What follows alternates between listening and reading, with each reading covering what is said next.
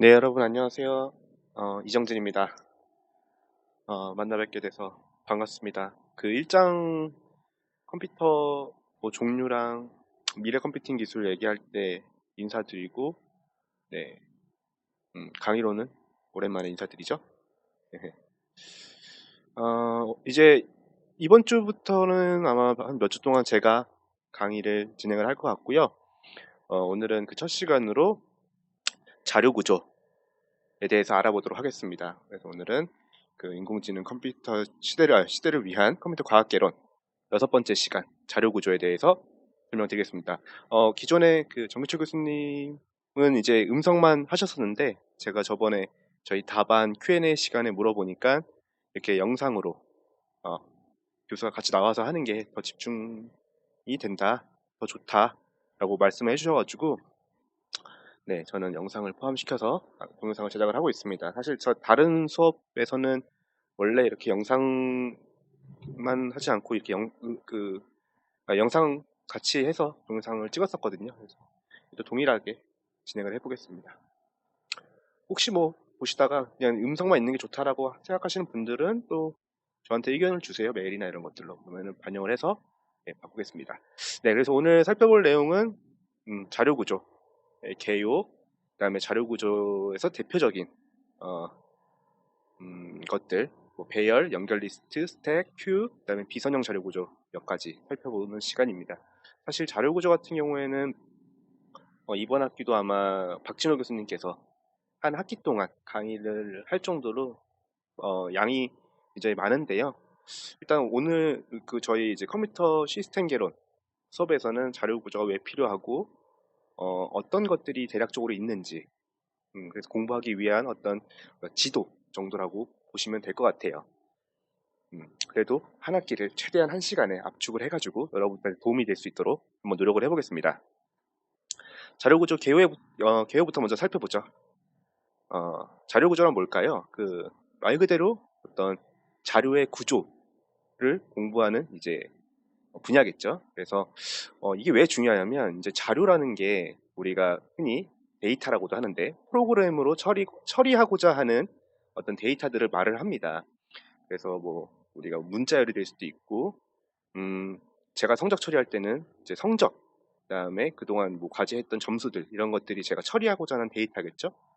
예, 그런 식으로 프로그램에서는 그 프로그램에서 가공하기 위한 재료가 필요한데 이걸 보통 데이터라고 하죠.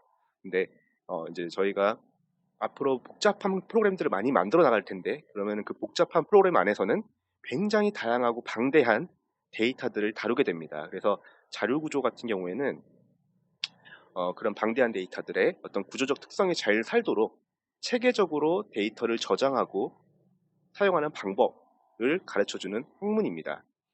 그래서 사실 알고리즘하고 이제 자료 구조가 대표적으로 프로그래밍을 좀 더 고난이도로 하기 위해서 학습을 해야 될 대표적인 두 가지 어, 분야죠. 그래서 이번 주는 자료 구조, 다음 주는 이제 알고리즘을 간단하게 살펴볼 생각입니다. 그래서 자료 구조는 어쨌든 우리가 자료라는 거를 계속 소프트웨어 안에서 다루게 되는데 그런 것들을 효율적으로 그리고 효과적으로 다루기 위한 어떤 구조다라고 이해를 하시면 될 것 같아요. 그래서 책에 나왔던 예제를 한번 살펴볼까요?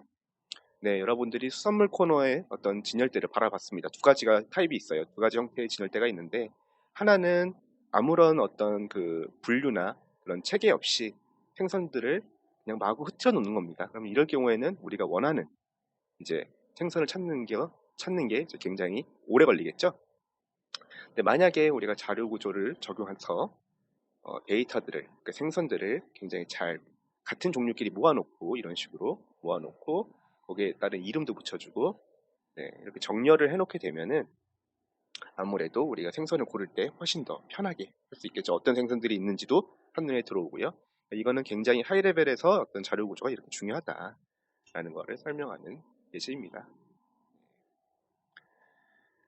자료 구조는 크게 세 가지 분류가 있습니다. 단순 구조가 있고 선형 구조가 있고 그다음에 비선형 구조가 있습니다. 사실 뭐 제목에서 다 나타나는데요. 단순 구조 같은 경우에는 그냥 기본 자료형입니다. 우리가 뭐 인티저나 플로트형이나 이제 뭐 캐릭터형 뭐 이런 식으로 나눠지잖아요. 기본 자료형.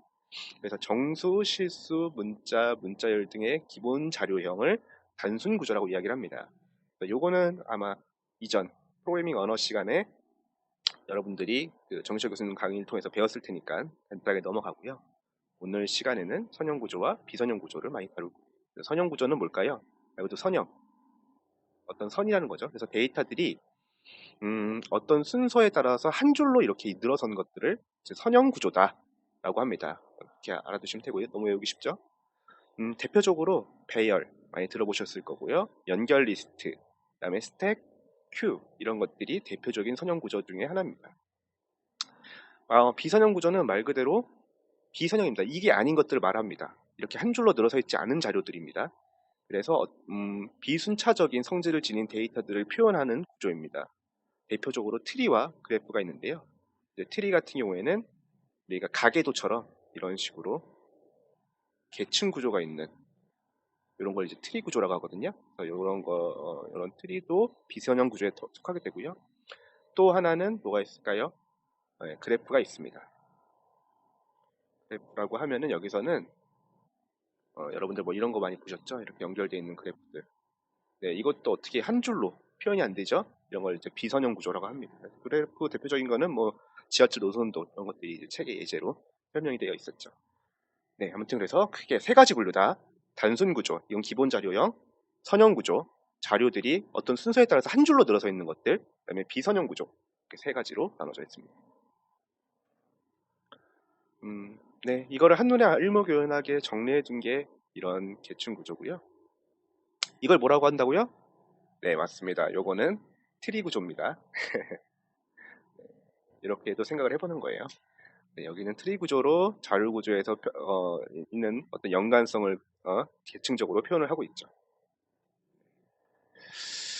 앞서서 잠깐 제가 설명드렸던 것처럼 자료 구조하고 알고리즘은 사실 관계가 깊죠. 자료 구조 안에 이제 알고리즘이 쓰이기도 하고, 알고리즘을 서포트하기 위해서 좋은 자료 구조가 필요하기도 하고요.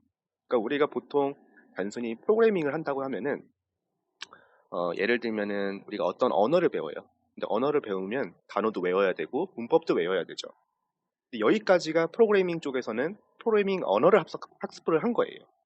그럼 우리가 언어를 배웠을 때 좀 더 이거를 멋있게 말하고, 예를 들면 어디서 스피치를 하거나 발표를 할 때 논리정연하게 말을 하고 청중들을 설득하려면 단순하게 단어나 문법만 학습하는 게 아니라 여기에 어떤 스토리를 주거나 어떤 기승전결을 해서 할 수 있는 어떤 다양한 또 언어적인 그 학습이 필요하죠. 근데 반대로 프로그래밍도 마찬가지예요.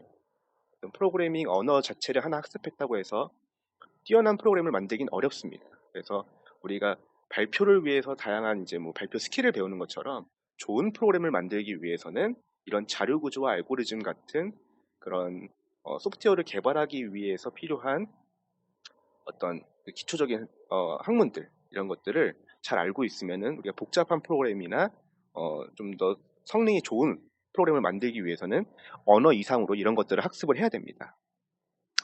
네, 말이 길었죠? 그래서 알고리즘 같은 경우에는 적합한 순서대로 수행하기만 하면, 예, 순서대로 수행하기만 하면 제한된 시간 내에 주어진 문제를 해결할 수 있는 명령어들의 집합이에요. 예, 이런 거를 이제 알고리즘이라고 합니다. 그러니까 어떤 우리가 목표가 있죠. 이 목표를 달성하기 위한 어떤 일련의 절차를 잘 정리해 놓은 게 알고리즘이다. 라고 생각을 하시면 돼요. 뭐 스텝 1 뭘 해라, 스텝 2 뭐 해라, 뭐 이런 것도 있잖아요. 뭐 수학으로 예를 들면 근해 공식 같은 게 이제 알고리즘입니다. 그거는 이제 그대로만 순서대로만 하면은 우리가 해를 구할 수 있잖아요. 그래서 그런 것처럼 어떤 고를 달성하기 위한 일련의 절차, 네, 그런 걸 알고리즘이라고 합니다. 그래서 이제 프로그램은 컴퓨터에서 실제로 수행되도록 구현된 알고리즘을 말을 하죠. 네, 근데 이제 이 알고리즘도 그 다음에 우리가 지금 배우고 있는 자료 구조도 이제 복잡한 프로그램을 작성하는데 굉장히 중요하고요.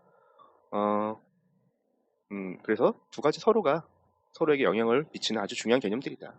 그런 겁니다. 그래서 우리가 단순 코더를 넘어서 프로그래머, 그 다음에 개발자가 되기 위해서는 이런 알고리즘과 자료 구조도 함께 공부를 해야 됩니다.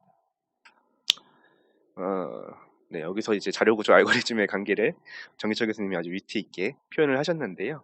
라면을 끓이는 거를 예를 들어준다고 했을 때 어떤 우리가 라면을 끓일 때 데이터들은 라면의 재료겠죠. 뭐 면, 스프, 물, 달걀, 파 약간 뭐 이런 식으로 이건 데이터겠죠. 그다음에 그럼 알고리즘은 우리가 라면을 끓인다라는 고를 달성하기 위한 이런 레시피, 네, 이 레시피가 이제 알고리즘이다라고 보시면 돼요. 냄비에 물을 넣는다, 물을 끓인다, 물을 끓이면 라면과 스프를 넣고 사부가 더 끓인다, 뭐 이런 것들, 이런 게 이제 알고리즘입니다. 그래서 이거를 이제 끓이는데 라면을 끓이는데 단순히 데이터를 이렇게 해놓고 찾아서 예를 들면 냄비에 물을 넣을 때 물을 찾아서 넣고 그다음에 물이 끓으면 라면과 스프를 넣어야 되는데 라면을 또 찾고 스프를 찾고 뭐 이런 것보다는 이 데이터들을 이런 식으로 미리 어, 이거는 아닙니다. 예, 미리 이렇게 어떻게 보면 알고리즘 순서에 따라서 재료를 준비를 해놓으면은 훨씬 더 우리가 고래 달성하기가 쉽겠죠. 네, 그런 것처럼 이제 자료 구조는 알고리즘을 이런 식으로 서로 연관을 맺으면서 영향을 준다라는 겁니다. 그래서 같은 레시피를 끓여도 얘가 더 성공할 확률이 높아지겠죠.